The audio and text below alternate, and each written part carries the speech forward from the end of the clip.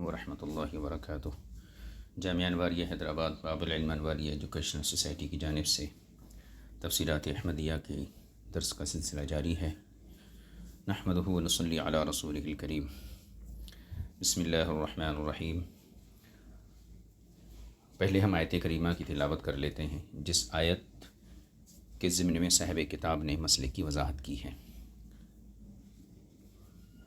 بسم اللہ الرحمن الرحیم۔ وشروہ بثمن بخس دراہم معدودہ وکانوا فیہ من الزاہدین۔ صدق اللہ العظیم۔ مسئلے کا عنوان ہے آزاد آدمی کی خرید و فروخت باطل ہے۔ آیت کریمہ کا مرادی معنی یہ ہوا وشروہ، اور انہوں نے اسے بیچا، یعنی شروہ کا فاعل یوسف علیہ السلام کے بھائی ہیں، اور ہو ضمیر سے مراد مفعول بہ جو ہے حضرت یوسف علیہ السلام ہے۔ وشروہ بثمن بخس دراہم معدودہ، اور یوسف علیہ السلام کے بھائیوں نے انہیں چند درہموں کے عوض بیچ ڈالا جو کھوٹے تھے۔ بخس کھوٹے کے معنی میں۔ وکانوا فیہ من الزاہدین، اور وہ اس میں منہ موڑنے والے تھے۔ یہ آیت کریمہ کا مرادی معنی ہوا۔ ملا جیون فرماتے ہیں اس آیت کریمہ میں ایک اہم واقعے کی خبر دی جا رہی ہے۔ واقعہ یہ ہے، حضرت یوسف علیہ السلام کے بھائیوں نے آپ کو مسافروں کے ہاتھ فروخت کر دیا، بیچ دیا۔ یہ واقعہ آپ کو غیر آباد کنویں میں ڈالنے کے بعد پیش آیا، اور پھر انہی مسافروں یعنی تاجروں نے آپ کو عزیز مصر کے یہاں فروخت کیا تھا۔ پورا قصہ اس طرح ہے، جب آپ کو آپ کے بھائیوں نے غیر آباد کنویں میں ڈال دیا تو ایک قافلہ وہاں پہنچا، جس نے اپنے میں سے ایک شخص کو اس کنویں سے پانی لانے کے لیے بھیجا۔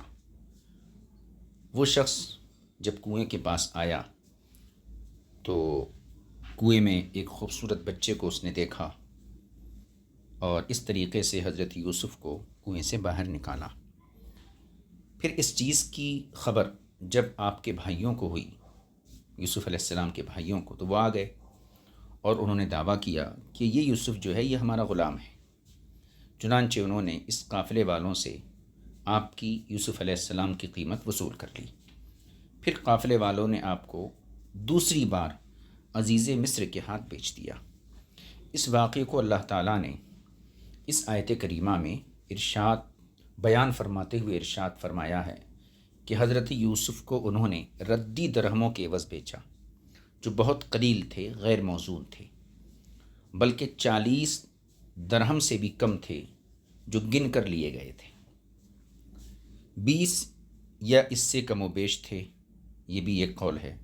اور یوسف علیہ السلام کے بھائی آپ کے بارے میں منہ پھیرنے والے تھے، جس کی وجہ بالکل ظاہر ہے۔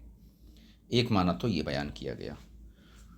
دوسرا معنی یہ بھی ہو سکتا ہے کہ ان مسافروں نے حضرت یوسف علیہ السلام کو عزیز مصر کے ہاتھ فروخت کیا اور قیمت کے طور پر چند ناکارہ درہم لے لیے، اور یہ مسافر آپ کے بارے میں جان چھڑانے والے تھے، اس لیے کہ انہوں نے آپ کو لاوارث سمجھ کر اٹھا لیا تھا، اور ہر لمحہ انہیں یہ خوف تھا کہ کوئی ہم سے اسے چھین نہ لے۔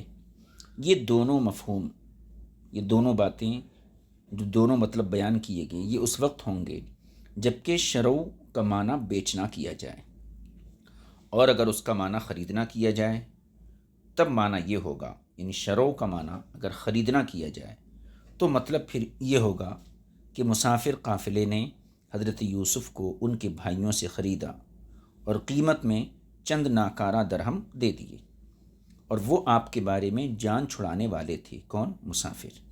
اس لیے کہ ان کے اعتقاد کے مطابق آپ ایسے غلام تھے جو آبق، یعنی بھاگ جانے والا غلام۔ یہ تفسیر علامہ بیضاوی نے ذکر کی ہے، اور دیگر مفسرین اکرام نے اسے اس تفصیل کے ساتھ ذکر نہیں کیا ہے۔ البتہ امام زاہد نے دوسری وجہ کو غیر وزنی کہا ہے۔ دوسری جو وجہ بیان کی گئی، یعنی شرو کو بیچنے کے معنی میں لیا جائے اور خریدنے کے معنی میں لیا جائے، دو معنی بیان کیے۔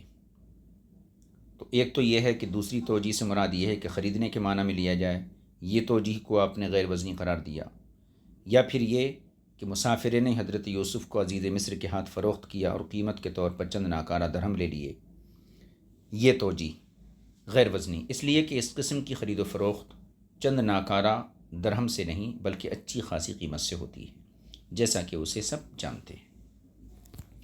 آگے دیکھیے، ملا جیون کہتے ہیں مختصر یہ ہے کہ قول باری تعالیٰ بخسن کا معنی اکثر مفسرین اکرام کے نزدیک ردی اور کھوٹے درہم ہیں، لیکن تفسیر وجیز میں یہ ذکر کیا گیا ہے، یہ مذکور ہے کہ بخسن بمعنی حرام ہے، کیونکہ یہ قیمت ایک آزاد شخص کے بیچنے کی لی گئی تھی۔ اسی مقام سے بعض حضرات نے یہ دلیل پکڑی کہ آزاد شخص کی بیع باطل ہے، اور اسی پر اجماع بھی منعقد ہے جو معروف ہے۔ تو تفسیر وجیز میں بخسن کا جو معنی لکھا ہے حرام، اس معنی کے لحاظ سے اس آیت کریمہ سے یہ استدلال کیا جاتا ہے کہ آزاد کی بیع باطل ہے، تو اور اس پر اجماع بھی ہے، اس میں کوئی اختلاف نہیں۔ اختلاف اس صورت میں ہے کہ جب مخمصے کی حالت میں مخمصے کی حالت میں کیا آزاد شخص کی بیع جائز ہے یا نہیں ہے، اس صورت میں اختلاف ہے۔ اس سلسلے میں مشہور یہ ہے کہ یہ جائز ہے، اور ایک جماعت کا مذہب یہ بھی ہے، اور وہ ان میں قدوۃ المتاخرین نظام الملت والدین رحمۃ اللہ علیہ اسی طرف گئے ہیں کہ آزاد آدمی کی بیع اصلاً جائز نہیں ہے، نہ حالت مخمصہ میں اور نہ ہی کسی اور حالت میں۔ اور امام اعظم ابو حنیفہ رضی اللہ تعالی عنہ اور تمام مجتہدین عظام اس شخص سے بیزار ہیں جو حالت مخمصہ میں آزاد کی بیع کو جائز قرار دیتا ہے، اور جسے استاد اجل شیخ الحداد رحمۃ اللہ علیہ نے ہدایہ کی شرح میں اور علامہ بزدوی نے محیط اور ذخیرہ سے نقل کرتے ہوئے لکھا ہے کہ آزاد آدمی کی حالت مخمصہ میں بیع صحیح ہے، یہ انہوں نے لکھا ہے، شاید انہوں نے اسے غرض صحیح کے پیش نظر صحیح کہا ہو، اور وہ غرض کیا ہے؟ کوئی مسکین مظلوم، کوئی مسکین شخص ہو جو مظلوم ہو، وہ ظالم غنی سے اپنا حق لینا چاہتا ہو اور اس کے لیے ہیلے کے طور پر یہ کام کرتا ہو، لیکن پھر وہ آزاد ہو جائے گا جب ظالم اس پر دعویٰ کرے گا۔ اس بارے میں انہوں نے طویل گفتگو لکھی ہے، جسے اس پر اطلاع چاہیے وہ ان کی کتابوں کی طرف رجوع کریں۔ آگے ملا جیون فرماتے ہیں، ہمارے دور میں جو آزاد آدمی کی خرید و فروخت جو مشہور ہے، یہ ایک ایسا معاملہ ہے جسے اجرت کا کاروبار باعتبار تعویل کہا جائے گا، اور اس تعویل کو شرعی قواعد سے آگاہ شخص بخوبی جانتا ہے، لیکن یہ تعویل کوئی تسلی بخش نہیں ہے، کیونکہ اس میں یا تو آزاد آدمی خود اپنے آپ کو اجرت پر دینے کا معاہدہ کرتا ہے، یا اس کا باپ یا اس کی والدہ یا دیگر قریبی رشتہ داروں میں سے کوئی اس کو اجرت پر لینے والا آگے کسی اور کو اجرت پر دے دیتا ہے۔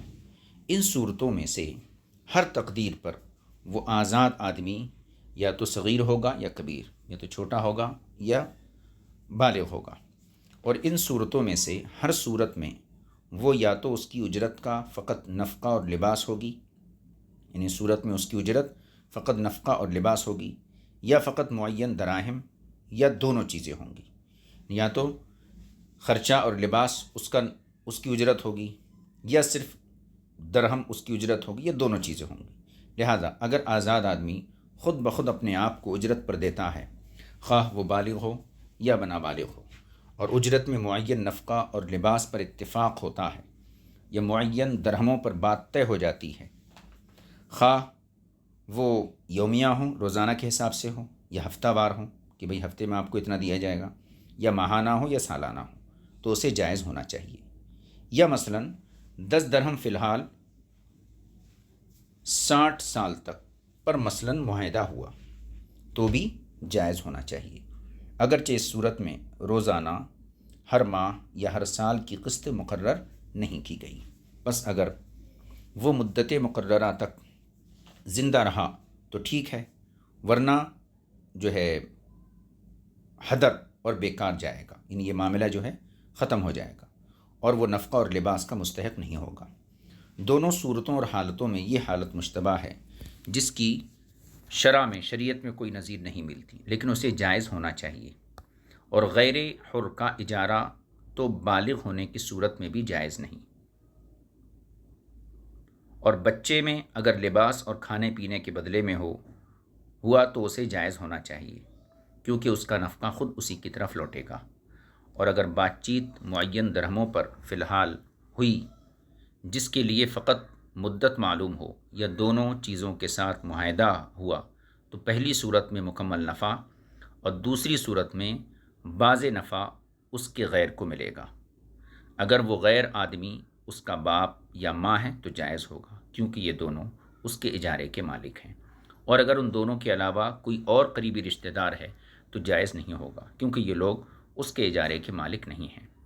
اور اگر اس کے مستاجر کے لیے ہے تو بھی جائز نہ ہوگا، کیونکہ مستاجر کو اس بات کا اختیار نہیں کہ اجرت پر لی گئی چیز آگے کسی اور کو اجرت پر دے دے۔ بہر تقدیر اس قسم کے آزاد پر مملوک کے احکام یعنی غلام کے احکام جاری نہیں ہوں گے، لہذا مستاجر اس کے نکاح، اس کی کتابت، تدبیر، استیلات اور عتاق کا مالک نہیں ہوگا، اور نہ ہی وہ اس کے نفس پر یعنی اس کے ذات پر، اس کی اولاد، اس کی کمائی کا مالک ہوگا، اور نہ ہی اس پر اس کا حکم نافذ ہوگا، نہ ہی اس پر اس کا حکم یہ نافذ ہوگا۔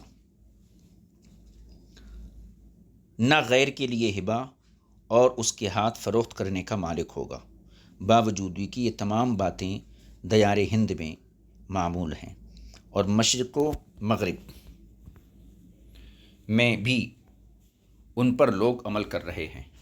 معاذ اللہ من ذالک، اے اللہ ہمیں اس کاروبار کی صحت اور حلت ازرو شرع بطور الہام عطا فرما، اور ازرو عقل اس کے تصرفات کے جواز کی دلیل عطا فرما۔ ہاں، مذکورہ تصرفات ایسے اہل حرب میں بلا شک جاری ہوتے ہیں جن کے حربی ہونے میں کوئی شک نہیں، اور یہ بالاتفاق جائز ہے۔ یا یہ تصرفات ان لوگوں میں جاری ہوتے ہیں جسے مخمصہ کی حالت میں بیچا گیا ہو۔ یہ جواز بعض روایات میں آیا ہے، جیسا کہ گزشتہ سطور میں بیان ہو چکا۔ اللہ تعالیٰ ہی بہتری کو بخوبی جانتا ہے۔ یہ مسئلہ یہاں مکمل ہو گیا۔ آئندہ جو مسئلہ ہے 159، اس کو انشاءاللہ ہم آئندہ نشست میں آپ کی خدمت میں پیش کریں گے۔ وصلی اللہ علی نبی الامی الکریم وآلہ وصحبہ اجمعین والحمد للہ رب العالمین۔